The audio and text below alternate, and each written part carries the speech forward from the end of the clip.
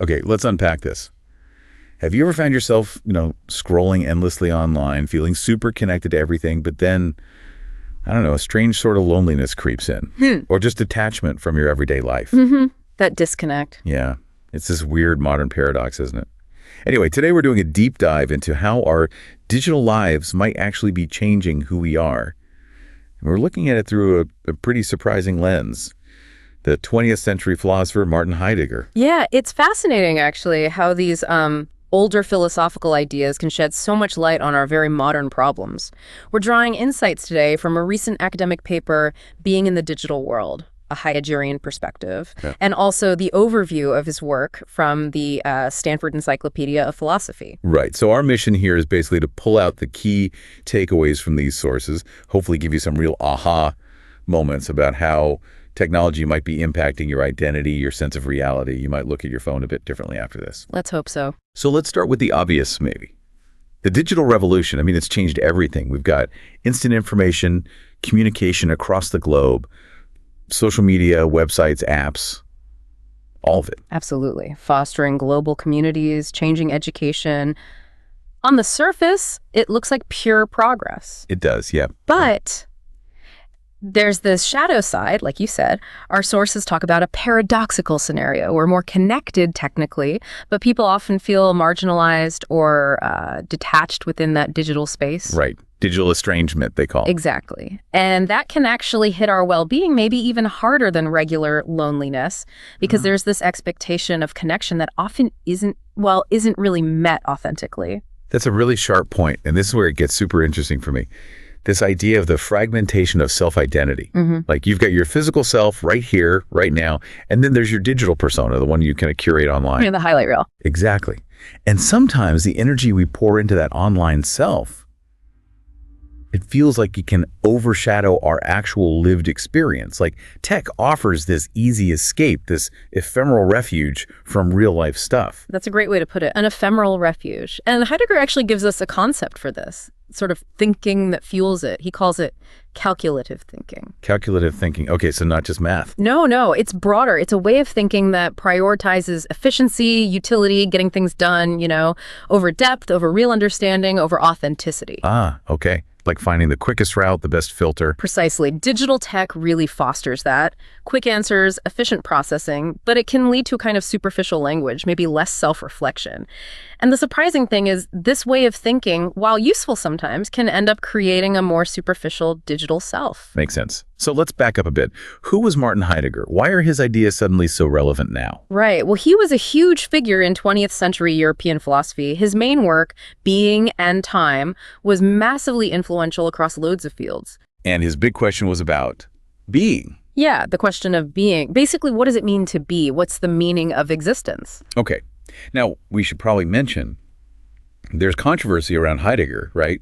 His involvement with National Socialism. Absolutely. It's a deeply problematic part of his biography, and it's important to acknowledge that. Our sources mention it too. Yeah. So just to be clear, we're acknowledging that history. But for this deep dive, we're focusing specifically on his philosophical concepts and how they might help us understand the digital age based on what our sources discuss. Exactly. The focus is on the ideas themselves in this context. And a core idea is Dasein. Dasein. It's his term for human existence.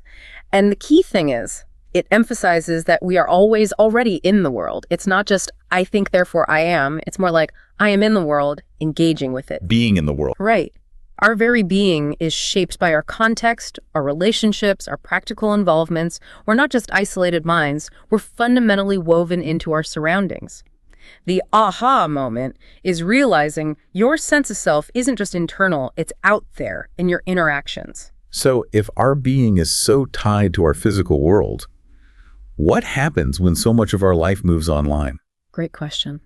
The digital sphere, with its constant connection, instant communication, it radically redefines those dimensions of existence. Our sense of time, temporality, and our sense of spatiality get completely disrupted. Oh, so? Well, think about space. Suddenly you can interact with someone on the other side of the planet like they're right there. Physical distance becomes less relevant. Yeah, the lines between public and private blur too, right? Totally. Yeah. It transforms how we even navigate existence. And Heidegger's idea of space wasn't just, geometric coordinates. Not like on a map. No. For Dasein, Space is structured by what matters, by usability for objects, and by what we care about. Think about your home versus a random spot miles away. Your home structures your space differently because it matters to you. Dasein produces its own space through engagement. So digital spaces exist because we engage with them, regardless of geography. Exactly. We create those spaces by being in them digitally. Okay. Heidegger also talked about das Man, right? The anyone or the they. Yes, das Man. It's about how societal norms, the sort of anonymous they, shape how we live, often unconsciously. They should do this, they think that. And in the digital age. Well, those norms get amplified, maybe. Interactions, how we form our identity. It's all mediated through platforms. Think about likes, shares, followers. The metrics. Yeah, the metrics. It can push us towards conforming to whatever Das Man expects online rather than genuine self-expression. The pressure to fit in. Which brings us to authenticity. If Das Man is about conforming, how do we become authentic? Good transition. For Heidegger, authenticity isn't finding some hidden true self. It's more about owning your existence, achieving a kind of distinctness, but online, with all the curation. Selective self-representation. Right. It gets complicated. How authentic is that carefully crafted digital persona? The key insight is authenticity isn't found, it's chosen, especially when the digital they constantly nudges us towards fitting in. So it's about making conscious choices. Heidegger mentions care and resoluteness. Exactly. Navigating existence with care, being mindful, attentive, and resoluteness, making firm commitments, choosing your path becomes crucial for authenticity, especially online. But then there's the challenge of algorithms and stuff, right? Influencing our choices. That's a huge tension. Digital determinism versus freedom. Algorithms nudge what you see, what you buy. It really challenges Heidegger's idea of autonomous decision-making. Are we really choosing freely? It's a tough question. Okay, let's dive deeper into this authenticity idea. Heidegger connects it to confronting finitude, our limits. Yes, exactly. Confronting finitude, particularly through the anticipation of death. Sounds a bit morbid. It can sound that way, but it's not about brooding. It's about actively living your finite life as finite. Recognizing your time and possibilities are limited actually frees you up. Frees you. How It frees you from just drifting, from falling into whatever possibilities happen to come along. By facing your finitude, you're pushed to choose your own possibilities, the ones that truly define you, to live deliberately. Okay, that makes more sense. It's about intentionality. Precisely. And he distinguishes demise, just the biological end, from death for Dasein. Death is the possibility of the absolute impossibility of Dasein. Wow. Say that again? Yeah, it's dense. The possibility of the absolute impossibility of Dasein. It means confronting the end of your projects, your commitments, the things that make your life your life. And anxiety, for Heidegger, isn't just stress. It's the mood that reveals this finitude. Anxiety reveals finitude. Interesting. Then there's thrownness? Thrownness, yeah. And existential guilt. Basically, you're thrown into existence. You didn't choose your parents, your culture, your basic inclinations. We're never in control from the ground up. Never. And because we didn't choose our fundamental being, there's a basic lack of ultimate justification for why we are the way we are. That's the existential guilt. Not moral guilt, but this sense of groundlessness. Okay, so we're thrown, finite, and kind of groundless. What do we do? Well, that's where the call of conscience comes in. It's an internal summons pushing you to face that guilt, that thrownness, and take responsibility. Take responsibility for something you didn't choose. Responsibility for how you live despite that thrownness. That's resoluteness. Choosing to be a self, owning your existence, limitations and all. It leads to what he calls constancy of the self, saying, okay, this is my situation, these are my limits, and I choose to live this way. Right, owning it.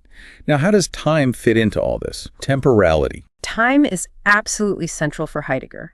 Temporality is what makes being understandable at all. Our actions, our existence are fundamentally structured by time. We hold on to the past, we anticipate the future, we engage in the present. Everything we do involves this temporal structure. Planning your day, learning something, it's all time-based. Exactly. And he digs deeper than our usual idea of time as just clock time, a sequence of nows. He talks about world time. World time. Okay, different from clock time, how? World time is richer. It's datable, defined by events. It's spanned. It has duration, not just points. It's public, shared within a community. And it's significant. Certain times are right for certain activities, like harvest time or time for reflection. Ah, I see. Not just seconds ticking by. Right. And here's the connection to the digital age. that constant accelerated flow of information online, it kind of works against that deeper world time. It keeps us in the shallow now, diminishes time for reflection, for authentic engagement with our past and future. It's always on to the next notification. That constant urgency. Okay, so let's bring technology back to the forefront. Heidegger saw tech not just as gadgets, but as something deeper. Much deeper.